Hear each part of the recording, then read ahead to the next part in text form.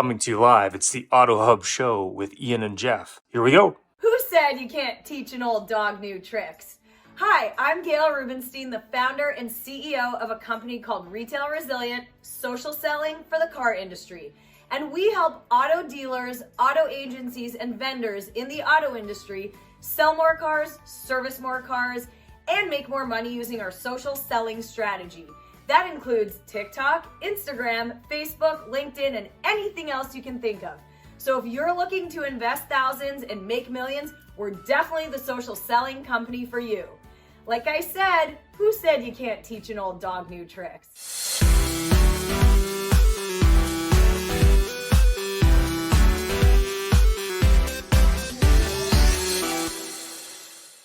I was at Larry Pullman's seminar. So happy I came, having such a good time. Thank you so much, Larry. One of the best trainers in this area for sure. I don't know about anywhere else, but as far as I know, he's the best. So, told you twice. Take advantage. Thank you for having me here.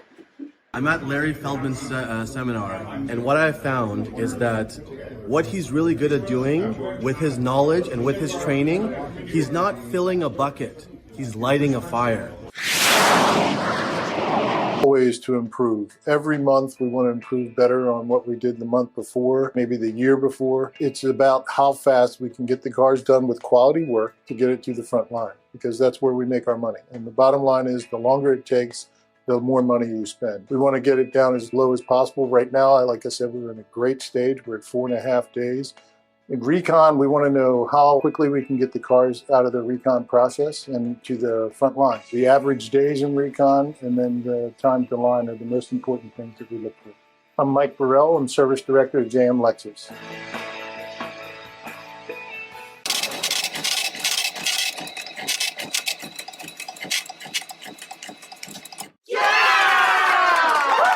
Here we go. We have another ambush interview. Funny enough, not ambush. We grabbed them and hauled them down to the media center here in NIADA 2023 here in the gorgeous Wynn Hotel in Las Vegas, Nevada, where everybody goes for conferences. And we have with us let me rephrase this, a long-term friend of ours, Becky from Chernick Consulting, the F&I experts, and our new friend here, Terry, I can't see her. ACS. There you go. The ACS is bigger than Terry. You should be able to read that. We just saw them both in their presentation on F&I and presented this really new idea where you actually work on your customers' creditworthiness before you sell them the big ugly ride. Yeah, stay tuned for the bonus audio track from that, just so you know. Exactly. Putting it on audio. For only another 50 cents.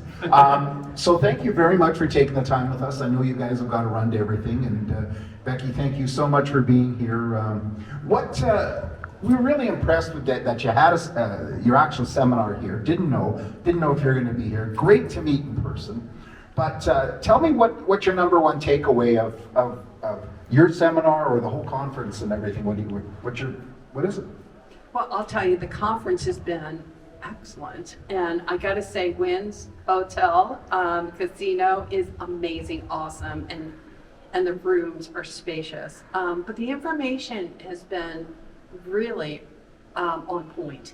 And when we talk about compliance, we talk about being upfront, transparent, efficiency, and how important efficiency is, and really thinking outside. And I know we say thinking outside the box a lot, but we really do need to come up with new, innovative ways to impact results, to sell more cars, be more efficient in selling more cars and maximizing that profit, and recognizing, let's face it, our U.S. population is dealing with the affordability crisis, and so what used to be over the past 2 years, we were making all the profit and everybody was doing really, really well, and now I call it we're experiencing a bit of that hangover, and now we have to recognize that because the marketplace is changing, consumers can only afford so much. Their income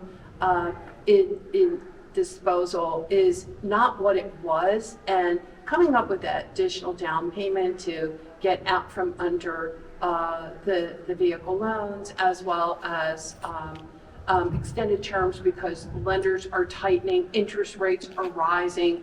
So it's almost like I call it the perfect storm. So we are talking, the conference is talking through that. They're talking about better ways, utilizing technology to meet customer demands and helping our independent dealers sell those cars and maximize profits.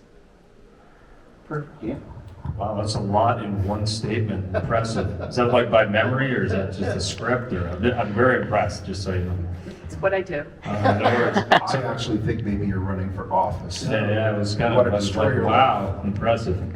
One of these days. Yeah. Terry, what are your thoughts? So, first of all, thanks to you and Jeff for having me on the show.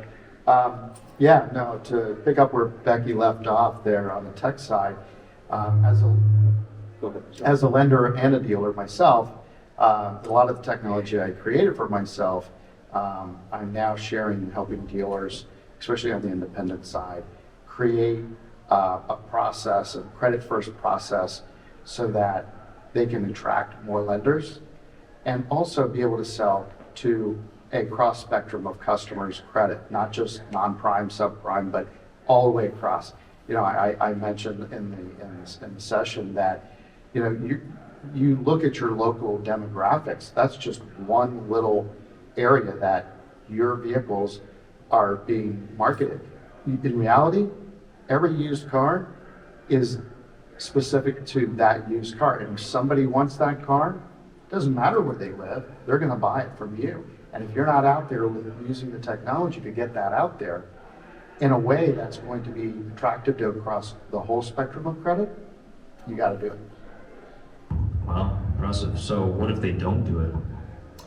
Well, then you're back to trying to compete with franchise dealers that are already using a lot of this technology, right? So now you're going to be at a disadvantage. So you've got, as an independent, you've got to play with the franchise, and the technology enables you to be able to do that, because the customer's not going to even know where you are. They probably won't even care. If it's the car they want and your inventory is in that mix, you're gonna get the deal. So what you're saying is you can compete with the big dealers if you use technology? Technology definitely helps. Absolutely. Well, you know, you made a mention of, you know, independent dealers, and we can do prime and stuff. Do you find that most independent dealers have a subprime mindset? I do think they do, yeah, for sure.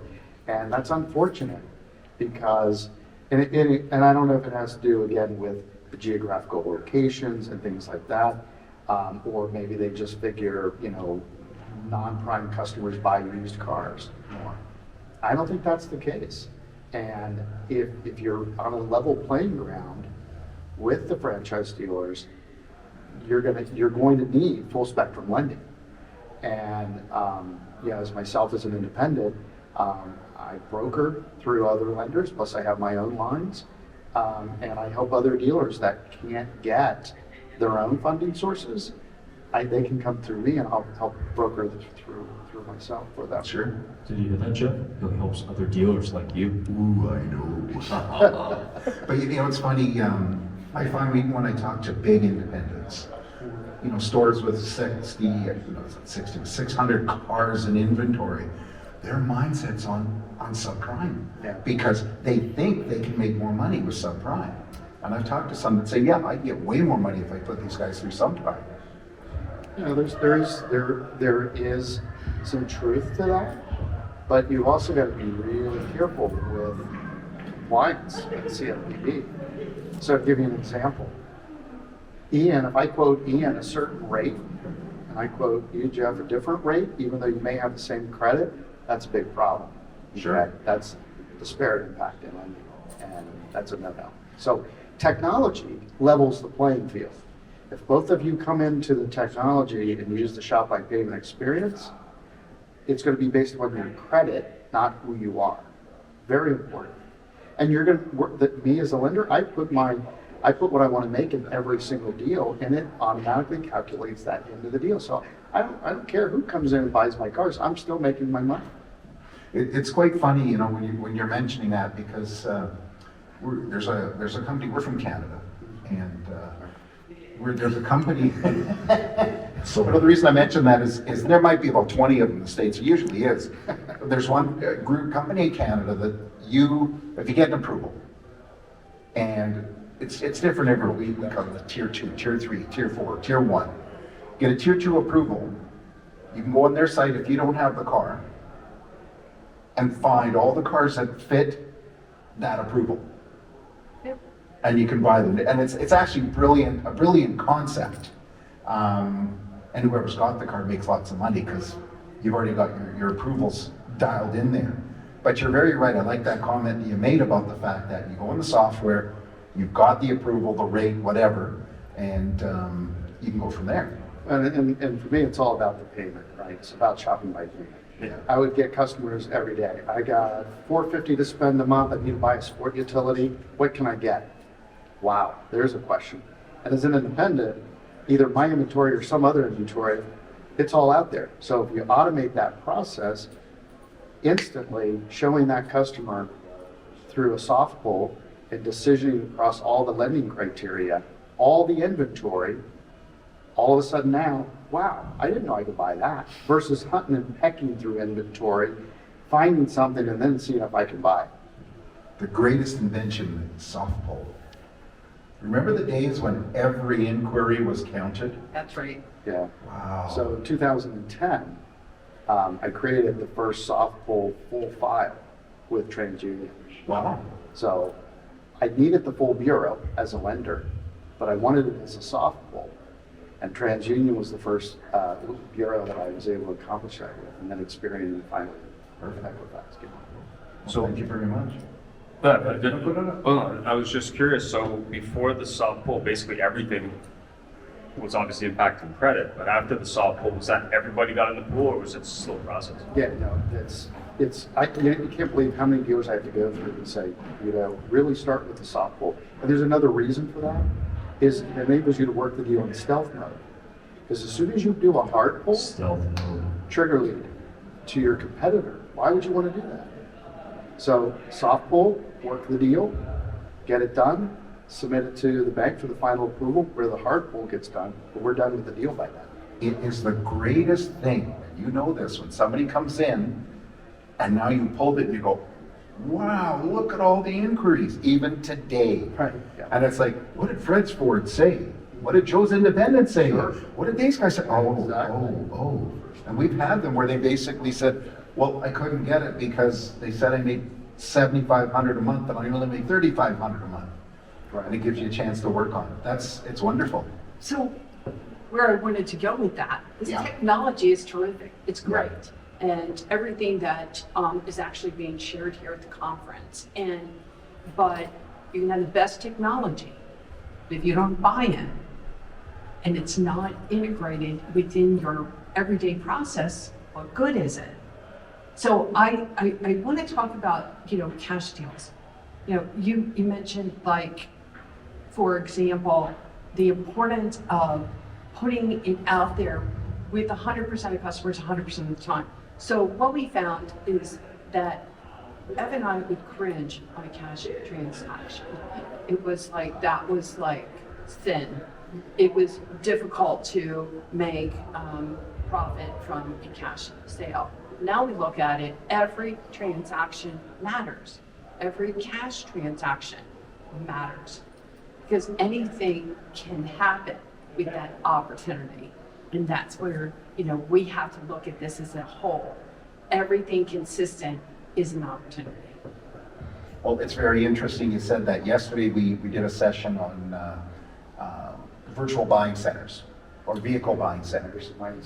And one of the comments made by somebody there was, who here has a variety of software? And everybody went like this. And I commented, back in the old days, it wasn't software, it was CDs, it was cassette tapes, it was books. And you go into the back room and the dust is everywhere. You gotta use it or you lose it. And we have technology, but like you say, somebody goes into the back, it's a cash deal, F&I manager goes, it's a cash deal, all right, there you go, there's your price, goodbye, next. Right. And hey, I've been doing this longer than I want to admit. I did F&I back in the old days when, it was your little machine, and you always said, "Oh, great catch, awesome, great, you're pulling it out of the bank," or, and what's the status? 90-something% are financing in one way or another. Yeah. So great. Final comments on the show, and what feedback you're getting from your viewpoint of things. All right, there's a lot of great content for the show this year. I'm really excited about it. Excited to hear more. There's a lot more to go. And I think the future for the independents is really about using technology, getting the training to use it, putting together a sales process, and when you do that, you're toe-to-toe with the big guys. Yeah. Well, what's very funny, actually, I had a good laugh. You gotta get Becky on there with a really long statement uninterrupted. On a what? Really long scripted uninterrupted statement on that. Go ahead. Okay, go ahead, Becky, a long uninterrupted statement. I don't know if I can do it now. Guys, thank you so much. I really appreciate it, Becky. I can't tell you what a pleasure it is to meet face to face. I may have seen you at NADA, but it was like one of those things. One of those things, right? I've had, but yeah, definitely. It's great to see both. Well, thank you. We look forward to having you on the show again. Yay. Terry, maybe you come, and great to meet you too. And I wasn't sure when I saw your picture up on the screen in your session. I said, you're wearing the same thing in the picture, but your shirt is different. Shirt is different. Thanks for coming on. Thank you. All right. Thank you for having us. Thank you. This one here may